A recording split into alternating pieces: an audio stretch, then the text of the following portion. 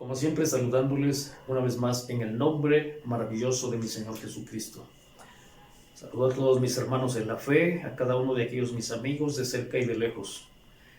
En esta ocasión quiero tratar una enseñanza que lógicamente encontramos en la palabra de Dios, y pues todo gira en torno a una pregunta. Hoy, justamente cuando es 2 de noviembre, que todos sabemos que la grande mayoría de la gente pues dedica un tiempo para sus seres queridos que se han ido de esta vida. Y yo estoy seguro que hasta cierto punto están en su derecho. Pero en la palabra de Dios, en las páginas del Libro Santo, sabemos qué es lo que nos conviene hacer y qué no hacer. Y mi pregunta es, ¿será verdad que los muertos vienen a esta vida como se cree? A tal grado que estoy seguro que en cada hogar en donde no se tenga claramente la palabra de Dios en sus vidas, en sus corazones, en su mente, estoy seguro que a estas alturas existe un altar en el cual se halla todo tipo de ofrendas, como pudieran ser manzanas, como pudiera ser comida, mayormente aquellas cosas, aquellos manjares que a esa persona que se ha ido de esta vida le gustaban mucho.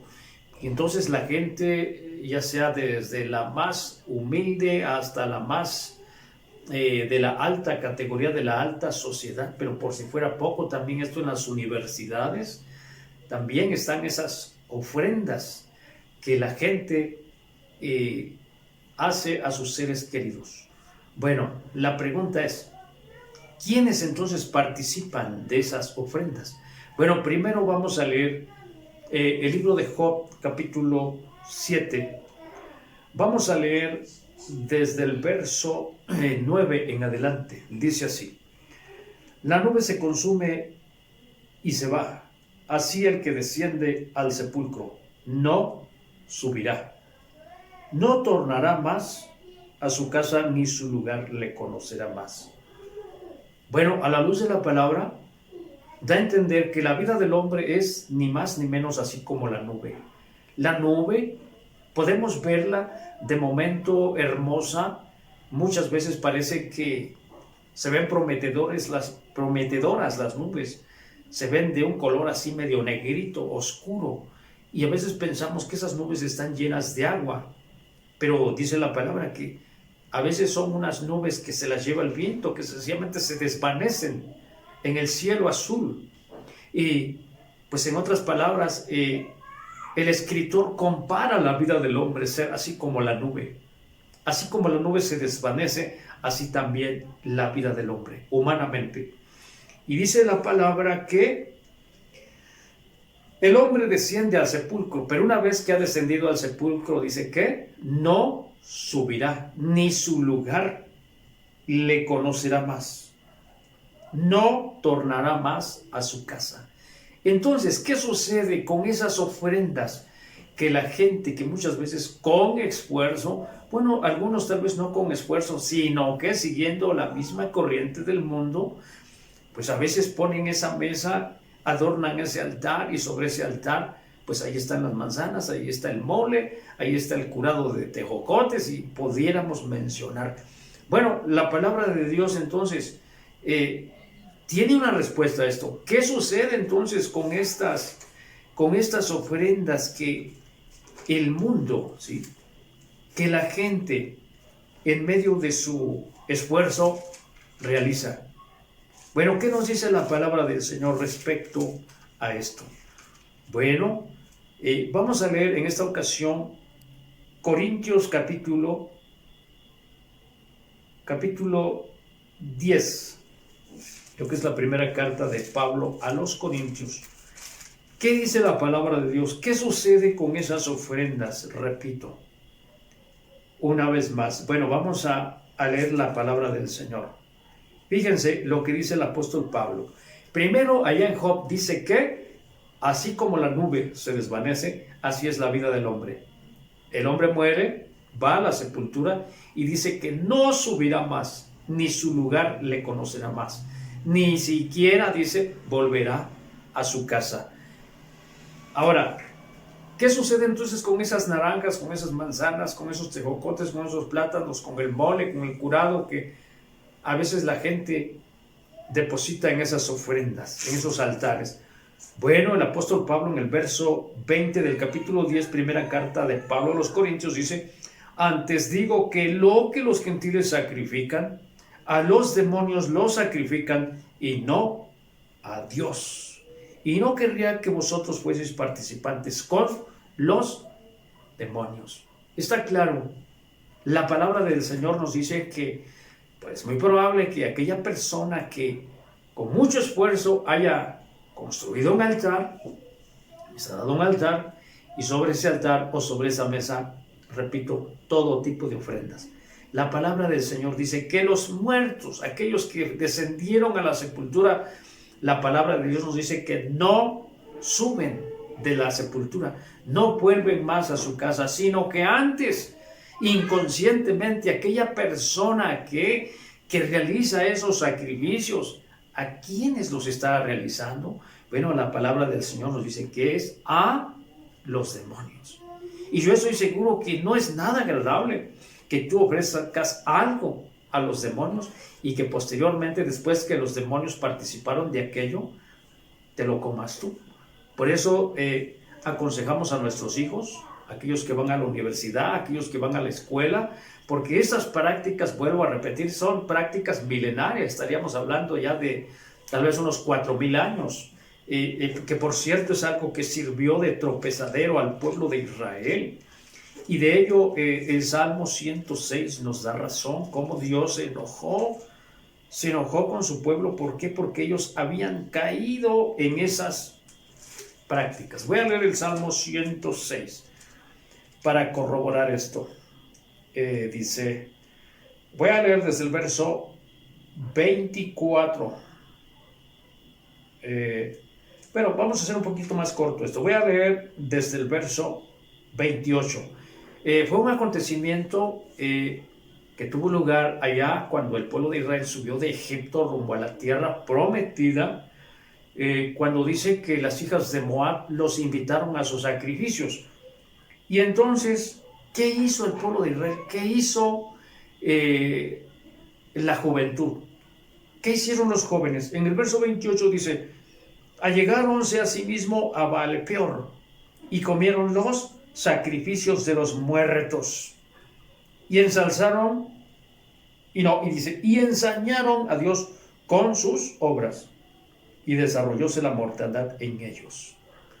Qué curioso, si nosotros leemos Números capítulo 25, ahí vamos a hallar aún el número de los que murieron en ese tiempo, cuando Dios dijo: toma a todos los príncipes de Israel, a los príncipes del pueblo, y ahórcalos al Señor delante del sol.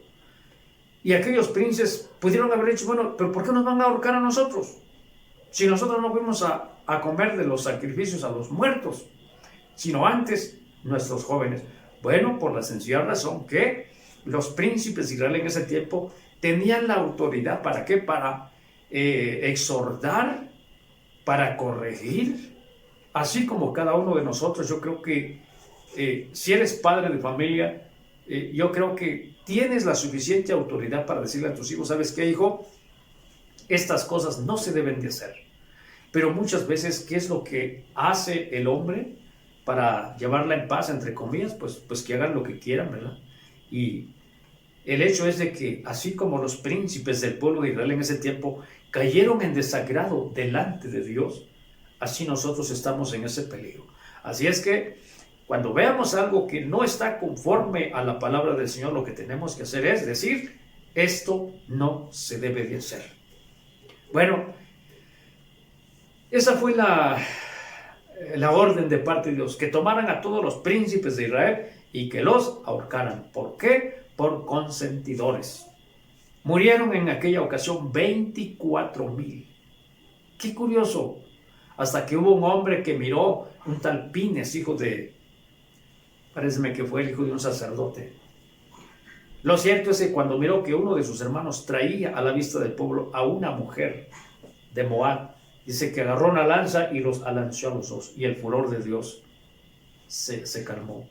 Pero lo que podemos mirar aquí es que la palabra del Señor está dando razón de que el pueblo de Israel participó de los sacrificios a los muertos. Por la sencilla razón, lo que hemos leído es que los muertos no vienen. Los muertos que descienden ya y duermen en el sueño de la muerte en la sepultura, dice la palabra que no subirán a su casa, ni su lugar les conocerá más. ¿Sí? Entonces, aquí de lo que participan de ese altar no son los muertos, sino que los que participan, en otras palabras, ¿sí?, son los demonios. Por eso es que Dios en aquella ocasión mató a 24,000. Qué curioso, ¿verdad? Qué curioso. Entonces, ¿qué sucederá con los muertos? ¿Cuándo despertarán los muertos? Bueno, ¿qué nos dice la palabra de Dios? Job capítulo 14, miren, vamos a leer desde el verso 11. Las aguas de la mar se fueron y agotóse el río, se secó.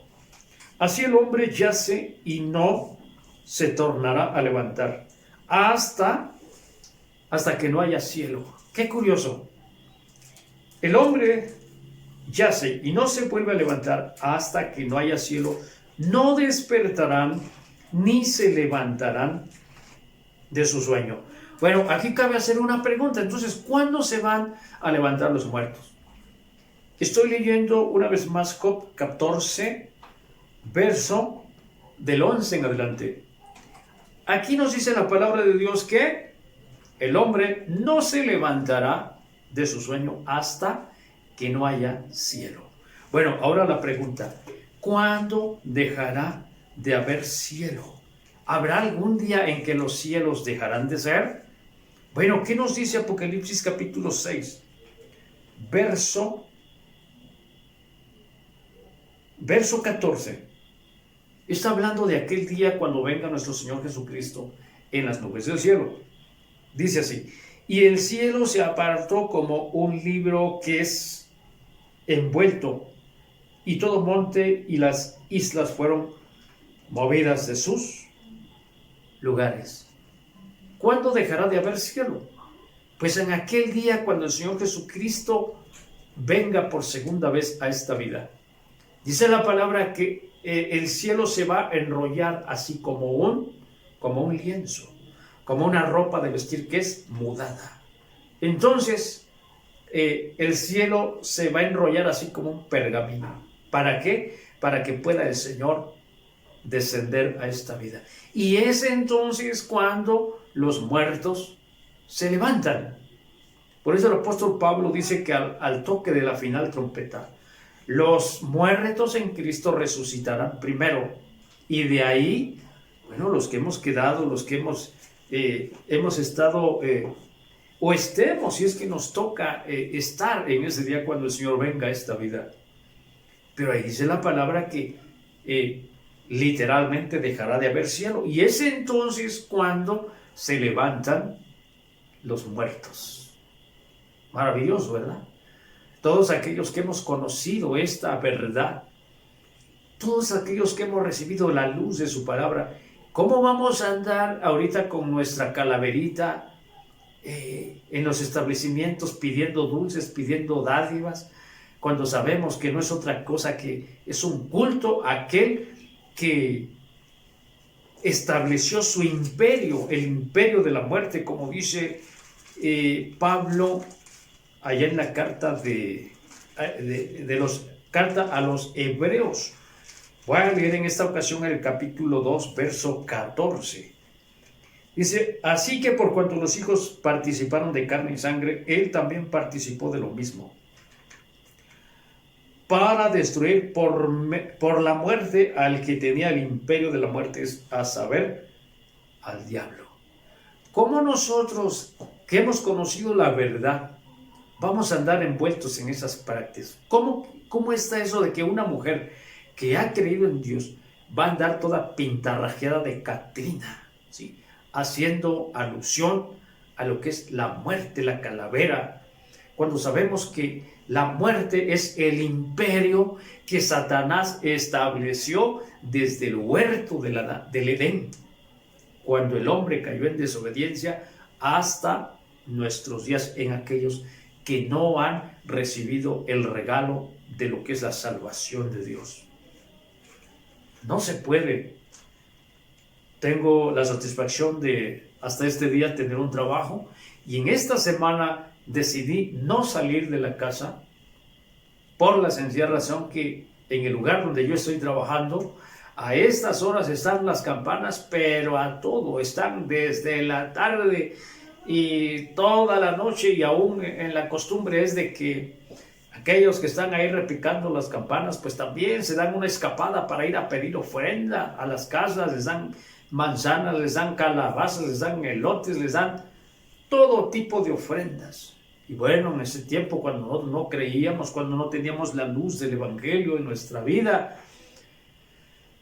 pues mientras ellos iban con el Cristo y con el cencerro ahí para identificarse como servidores allá en el catolicismo, pues nosotros nos adelantábamos para pedir las ofrendas, y hasta que se dieron cuenta que ya les íbamos ganando, pues tuvieron que hacer un anuncio ya con el altavoz para que no nos dieran ofrendas, ¿verdad? Porque éramos nosotros los falsos. Pues qué curioso, pero ahora le conocemos y sabemos que ese imperio de Satanás fue destruido por la aparición de nuestro Señor Jesucristo. Miren lo que dice la segunda carta de Pablo a Timoteo. Vamos a leer el capítulo 1, verso 9, dice, habla de la gracia, pues, que iba a ser manifestada a su debido tiempo. ¿Quién nos salvó y llamó con vocación santa? No conforme a nuestras obras, mas según el intento suyo, y gracia a la cual nos es dada en Cristo Jesús antes de los tiempos de los siglos. Mas, dice el verso 10, mas ahora es manifestada por la aparición de nuestro Salvador Jesucristo, el cual quitó la muerte y sacó a la luz la vida. Fíjense qué curioso, qué maravilloso. Sacó a la luz la vida y la inmortalidad por el Evangelio. Así que, ¿qué es lo que hizo el Señor Jesucristo cuando vino a esta vida? Bueno, dice la palabra que había alguien en ese tiempo que tenía un imperio, el imperio de la muerte, empezando desde el primer hombre llamado Adán, Eva, siguiendo con Caín, y bueno, ahí viene la línea, Lamed, todos aquellos que van a la izquierda, pero también otros que van a la derecha. Bueno, ¿qué hizo el Señor Jesucristo en esa ocasión? Cuando murió en la cruz del Calvario, dice que derramó su sangre preciosa. ¿Para qué? Para darnos vida y vida en abundancia. ¿Qué es lo que sucedió cuando el Señor vino a esta vida? Pues su luz maravillosa nos resplandeció por el Evangelio. Esa luz maravillosa es la que nos ha guiado hasta este día. Y bueno, no nos admiramos el mirar que muchas gentes pues siguen en su desenfreno, pues tal vez porque no es su tiempo en que sean llamados por Dios, y nosotros que por su gracia le hemos conocido, pues es lo que estamos haciendo ahorita, hablando de esa luz maravillosa, de las cosas que no se deben de hacer en el Señor. Así que termino yo con este razonamiento. Primero, ¿será cierto que los muertos vienen a esta vida para participar de las ofrendas que la gente pues les pone ahí en sus altares? ¿Qué dice Job? Allá dice que, lo que leíamos en el capítulo 7, dice que así como la nube se desvanece, bueno, así es la vida del hombre. No volverá más a su casa, ni su lugar le conocerá más. Bueno, ¿qué leíamos allá en Corintios capítulo 10, primera carta? Pues allá dice que los muertos no son los que participan de esas ofrendas, sino ¿quiénes participan entonces? Los demonios. Ahora, ¿qué es lo que mirábamos en Hebreos? Bueno, ahí acabamos de entender que había un imperio, el imperio de la muerte, que Satanás lo había establecido. Por eso es que hay muchos que adoran a la muerte, a la Santa Muerte, según que de santa no tiene nada, la veneran, ¿sí? En ella encomiendan sus vidas, cuando todos sabemos que es un tributo a Satanás. ¿Por qué? Porque es parte del imperio de la muerte que había sido establecido por Satanás. Bueno, ¿qué es lo que hizo el Señor para terminar? Pero se me estaba pasando eso de que cuando se levantarán los muertos de la tumba, la palabra del Señor dice allá en Job capítulo 14 que los muertos, dice que no se levantarán de su sueño hasta que no haya cielo. ¿Y cuándo dejará de haber cielo? Bueno, hasta aquel día en que venga el Señor Jesucristo en las nubes a levantar a su iglesia, a establecer su reino milenial sobre la tierra, con capital en Israel, en Jerusalén. Y lo último, ¿qué hizo el Señor Jesucristo? Pues aquí dice que quitó la muerte. ¿Qué hizo el Señor? Sacó a la luz la vida y la inmortalidad por el Evangelio. ¿Qué es el Evangelio? El Evangelio es el nombre. Evangelio quiere decir buenas nuevas. Bueno, pero ¿cuáles buenas nuevas? ¿O qué es eso de las buenas noticias? Bueno, es un regalo. ¿Cuál es ese regalo? Ese regalo es el nombre maravilloso que fue dado a los hombres para ser salvos. Así es que no a Halloween, no al Día de Muertos.